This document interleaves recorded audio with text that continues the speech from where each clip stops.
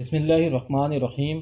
السلام علیکم دوستو، 3 یا 4 محرم الحرام کو عمر بن سعد 4000 کا لشکر لے کر کربلا پہنچتا ہے، جہاں اس کا مقصد حضرت امام حسین رضی اللہ تعالیٰ عنہ سے جنگ کرنا ہوتا ہے۔ دوسری طرف عمر بن سعد کو یہ سعادت حاصل ہے کہ وہ ایک انتہائی مشہور صحابی حضرت سعد بن ابی وقاص کا بیٹا ہے۔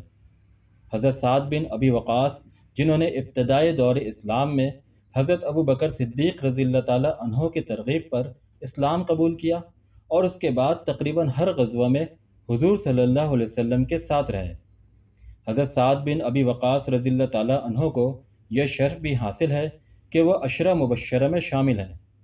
دوستو، عشرہ مبشرہ ایسے 10 اصحابہ کرام کو کہتے ہیں جنہیں حضور صلی اللہ علیہ وسلم نے ایک ہی وقت میں جنت کی بشارت دی تھی۔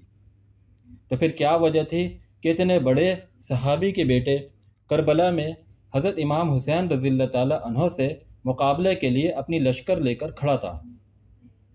دوستو، اس کی وجہ سرزمین رے تھی۔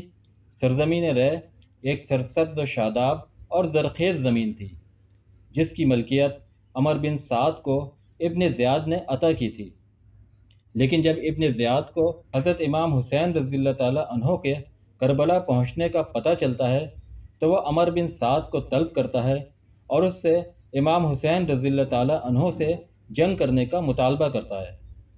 دوستو، ابتدا میں تو عمر بن سعد اس سے انکار کر دیتا ہے اور ابن زیاد سے کہتا ہے کہ تو مجھے اس جنگ سے معاف رکھ، جس کے جواب میں ابن زیاد کہتا ہے کہ ٹھیک ہے، میں تجھے اس جنگ سے معاف رکھتا ہوں، لیکن ساتھ میں سرزمین رے کی ملکیت بھی تجھ سے واپس لیتا ہوں۔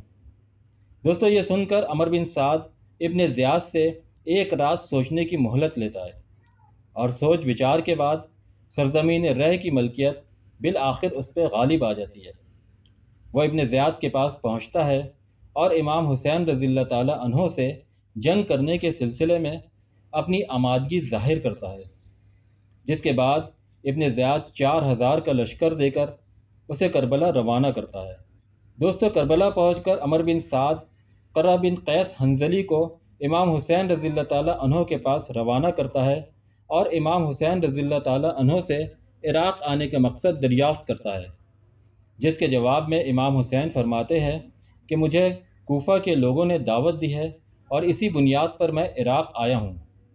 اب اگر وہ اپنی دعوت پر استوار نہیں ہیں تو میں واپس چلا جاتا ہوں۔ دوستو، عمر بن سعد امام حسین کا جواب ایک خط میں لکھ کر ابن زیاد کو روانہ کر دیتا ہے۔ تاہم ابن زیاد کے حاشیہ بردار، خاص طور پر شمر بن الجوشی اور دیگر جو جنگ کے حامی تھے، عمر بن سعد کو امام حسین سے نرمی برتنے سے منع کرتے ہیں۔ دوسری طرف ابن زیاد عمر بن سعد کو جواب دیتا ہے کہ یا تو حسین کے ساتھ جنگ کر یا سپاہ کوفہ کی امارت شمر بن الجوشن کے سپرد کر دے۔ لیکن عمر بن سعد اس خط کے جواب میں شمر سے کہتا ہے کہ سپاہ کی امارت میں خود اپنے پاس رکھوں گا۔ دوستو، اس کے بعد عمر بن سعد جو تمام معاملات کو مصالحت کے ذریعے حل کرنا چاہتا تھا، اس کے بعد وہ تمام حدود پار کر جاتا ہے۔ 7 محرم الحرام کو دریائے فرات پر 500 سواروں کا پہرا لگا دیا جاتا ہے۔ عاشورہ کے دن عمر بن سعد خود پہلا تیر چلا کر جنگ کا آغاز کرتا ہے اور امام حسین اور آپ کے ساتھیوں کو شہید کر دیا جاتا ہے۔ دوستو، عمر بن سعد کے 10 افراد امام حسین کے بدن مبارک کو پامال کرتے ہیں اور شہدائے کربلا کے شہیدوں کے سر کو تن سے جدا کر کے عمر بن سعد کے حکم پر ہی کوفہ بھجوا دیا جاتا ہے، اور اس کے بعد عمر بن سعد کے حکم پر ہی سپاہی اپنے لشکر والوں کے جنازے کو دفنانے کے بعد امام حسین کے قافلے کے بچے ہوئے افراد کو قیدی بنا کر ابن زیاد کے پاس روانہ کرتے ہیں، جہاں سے انہیں شام یزید کے پاس روانہ کر دیا جاتا ہے۔ دوستو، دوسری طرف عمر بن سعد جب ابن زیاد کے پاس پہنچتا ہے تو ابن زیاد اس سے اس خط کا مطالبہ کرتا ہے جس میں اس نے امام حسین سے جنگ کرنے کا حکم دیا تھا۔ عمر بن سعد انکار کرتا ہے اور کہتا ہے کہ وہ خط کہیں جل کر ضائع ہو چکا ہے، جس پہ ابن زیاد اس سے کہتا ہے کہ میں وہ خط تجھ سے واپس لے کر رہوں گا۔ دوستو، الغرض ہے کہ عمر بن سعد ہر طرف سے مایوس ہو کر اپنی حالات خود اس طرح بیان کرتا ہے کہ کوئی بھی مجھ سے برتر حالت میں اپنے گھر کو نہیں پلٹا، کیونکہ میں ایک فاجر اور ظالم امیر کی اطاعت قبول کر چکا ہوں اور اپنی قرابت کے رشتوں کو منقطع کر چکا ہوں۔ دوستو، عمر بن سعد بھی اپنے انجام کو پہنچ جاتا ہے، لیکن آج ہم اپنی ویڈیو کو یہیں پر اختتام کرتے ہیں۔